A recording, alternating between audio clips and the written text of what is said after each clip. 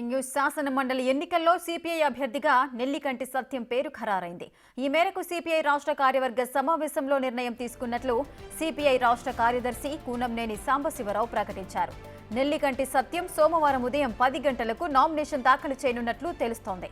ప్రస్తుతం నెల్లికంటి సత్యం నల్లగొండ జిల్లా సిపిఐ కార్యదర్శిగా, రాష్ట్ర కార్యవర్గ సభ్యులుగా ఉన్నారు.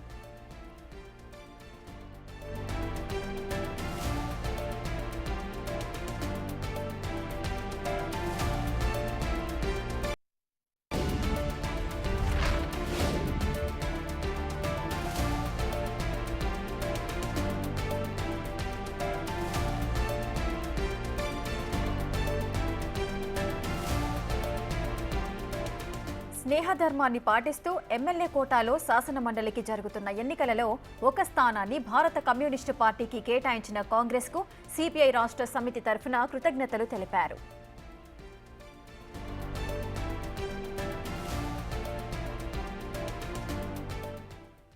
మరింత సమాచారం మా అసోసియేట్ ఇన్పుట్ ఎడిటర్ నగేష్ అందిస్తారు. నగేష్, శాసన మండలి ఎన్నికల్లో సిపిఐ అభ్యర్థిగా నెల్లికంటి సత్యం పేరు ఖరారైంది. పూర్తి వివరాలేంటి? హైదరాబాద్ ముగ్ధుం భవన్ లో ఇవాళ జరిగిన సిపిఐ రాష్ట్ర కార్యవర్గ సమావేశంలో ఈ నిర్ణయం తీసుకున్నట్లుగా సిపిఐ రాష్ట్ర కార్యదర్శి కూనంనేని సాంబశివరావు ప్రకటించారు. స్నేహధర్మాన్ని పాటిస్తూ కాంగ్రెస్ పార్టీ 3 ఎమ్మెల్సీ అభ్యర్థులను ప్రకటిస్తూ ఒకటి సిపిఐకి ప్రకటిస్తున్నామని చెప్పి కూడా వాళ్ళు ఇచ్చిన నోట్లో పేర్కొన్నారు. రేపు ఉదయం 10 గంటలకు నామినేషన్ దాఖలు చేస్తున్నట్లుగా వాళ్ళు ఇచ్చిన ప్రకటనలో తెలిపారు. ప్రస్తుతం నెల్లికంటి సత్యం నల్గొండ జిల్లా సిపిఐ కార్యదర్శిగా, రాష్ట్ర కార్యవర్గ సభ్యులుగా ఉన్నారని చెప్పి కూడా కూనంనేని సాంబశివరావు చెప్పిన పరిస్థితి.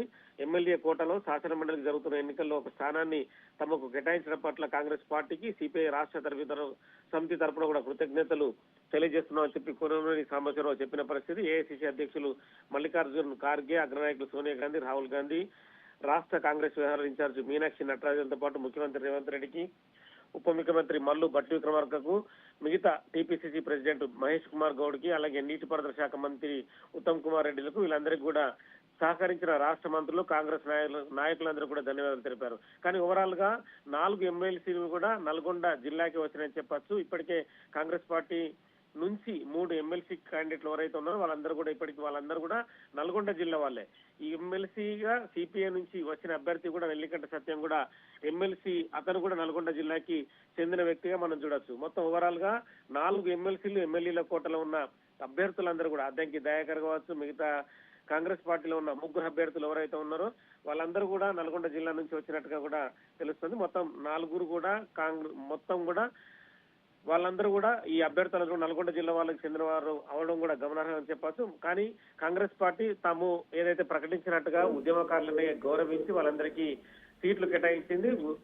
పొత్తు ధర్మాన్ని కూడా పాటిస్తూ సిపిఐ కూడా సీట్లు కేటాయించడంతో కూడా మొత్తం ఈ ఏదైతే ఎమ్మెల్సీ అంటే ఎమ్మెల్యేల కోటలో ఎమ్మెల్సీ సీట్లకు కూడా మొత్తం అంటే ఎండ్ కార్డు పడిందని చెప్పచ్చు. రేపు ఉదయం 10 నుంచి 12 గంటల ప్రాంతంలో వీళ్ళందరూ కూడా నామినేషన్లు తమ పార్టీ తరఫున దాఖలు చేయనున్నారు.